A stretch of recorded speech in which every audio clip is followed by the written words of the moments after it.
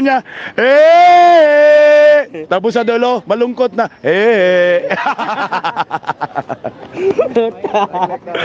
Putang ina, dumating ang super typhoon. Ayun na. Na dito na. Sino Yung pinakaunang super typhoon sa Bicol, si Kwan, Leon. Hindi, huli na si Leon eh. Huli na yun. Christine.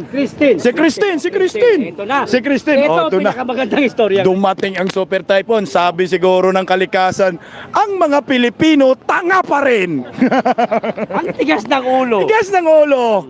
Ayaw pa rin maniwala na nangungurakot sila. Nagpadala ng pinakamalakas na hangin, oh.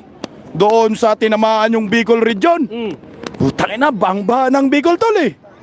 Oo, lubog na naman. Yung flood control projects na naman, natunaw. Alam mo anong sagot ni BBM? Ano? O ikaw, magot. Anong gagawin natin? Hindi muna. Hindi pa ba yun? Hindi muna. Sige, ikaw Putang ina, patawag si BBM ng Priskon. Priskon? Priskon. Oo, Priskon. Priskon. Ginaya niya si Duterte. Kaway! Talaga. Ginaya niya? Ano sabi niya? Ginaya niya si Duterte, pilit niya ginaya, hindi talaga magaya tol, pukira lang, ngumingiwi talaga. sabi ng media, Mr. President, ano po yung gagawin noon ninyo dahil ang Bicol region lubog na ngayon sa baha. Putang ina, upo siya. Kadadalaw niya lang nun. Oo. Sabi niya, anong gagawin natin? Putang ina, natulala si Rimulya. Gulat si Rimulya. Walang alam. Anong gagawin? Humingi ng rubber boat si Lini Robredo. Padala naman kayo po ng rubber boats. Ang problema. Ang sabi, kahit yung dadabaw daw na rubber boats, kuhanin niya. Tapos ang Davao ngayon, ginigit-git nila. sabi ni BBM, sa mga ahensiya ng gobyerno, NDRMC, yung rubber boats natin sa Mindanao, kunin ho ninyo. Ipadala ninyo sa Luzon. Ni Maltol, di pa dumating pa rin yung rubber boats. Hindi dumating. Natapos na lang yung bagyong Christine, wala pa rin rubber boats. Kaya pala hindi dumating. Animal na ako Bicol party list na si Seco, at saka si Tambalosos. Sobrang busy pala. Yung rubber boats, tinatakan muna ng MR. Mangungura ko try sa ako Bicol party list. pati yung bako.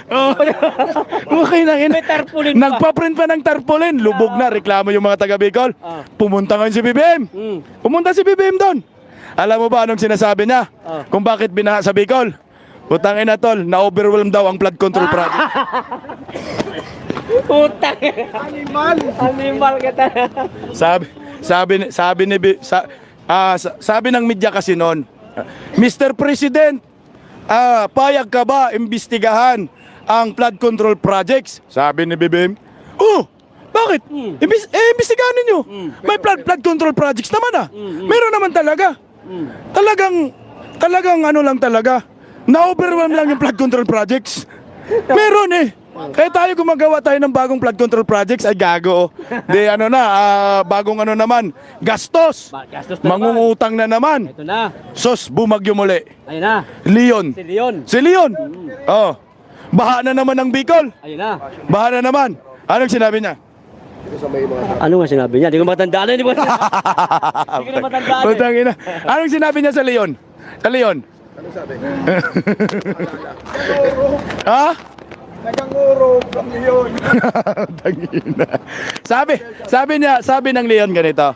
Sabi niya, talagang talagang Mahina pa daw yun. talagang marami lang talagang tubig. Yung dala ng bagyong Leon. Yun pala yun. Walang hangin, pero maraming tubig. Ang dami yung dahilan. Sa madaling salita bay, sa lahat ng mga problema na nangyayari sa bansa, meron siyang solusyon, meron siyang sagot, meron siyang paliwanag. Kaso, mali. bangag na paliwanag. Ito. So ngayon, sabi ng kabinete ni BBM, nagdala na sila doon ng ayuda. Sabi ni BBM, mga kababayan ko, kayong mga magsasaka, alam ko marami kayong nasalanta. Sabi niya, Ngayon, sa amin, yung palay, kakatanim lang, harvest agad. Ito yung bago niya. Ito. Isipin nyo, kakatanim lang ng palay, harvest agad, putangin ng palay na yan. Antindi tol, Magic palay. Magic Benz.